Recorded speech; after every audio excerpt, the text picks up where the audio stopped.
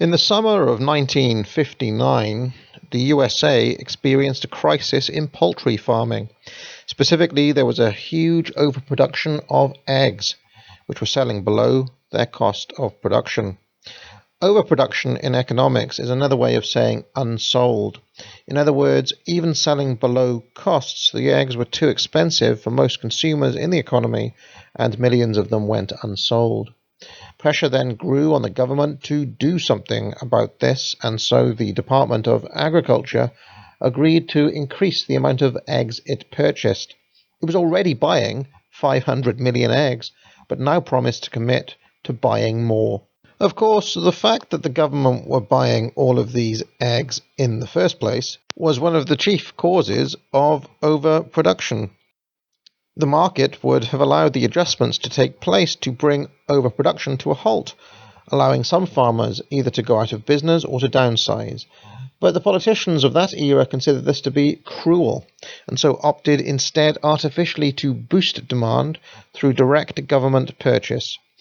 A second hidden reason for the cost price of eggs being so high at this time was that the government had also interfered with wheat farms during this era by providing subsidies for producers of grain and again making direct purchases.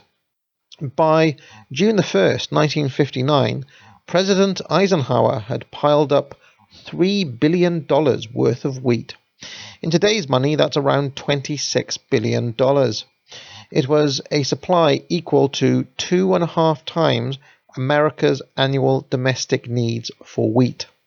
The storage, handling, and interest charges on this wheat cost the American taxpayers an additional $500 million. And the passed on costs to other producers was estimated to be in the region of $6 billion, or about $53 billion in today's money.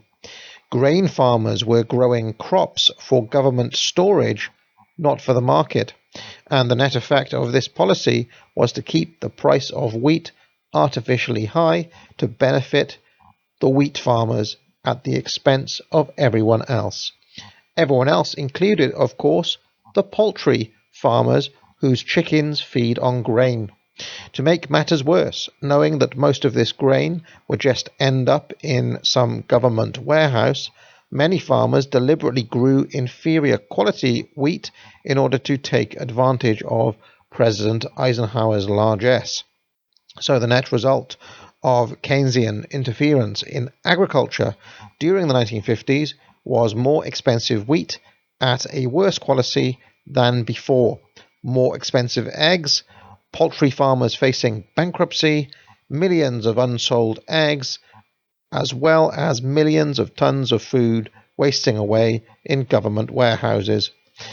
As was so often the case, though, these costs were hidden from the public, and the 1960 presidential election between John F. Kennedy and Richard Nixon saw both candidates falling over themselves to make yet more promises to the farmers, with Kennedy promising income parity for farmers in line with their urban counterparts and a system of mandatory production, while Nixon pledged to increase food prices even higher. The land of the free, ladies and gentlemen. Now get out.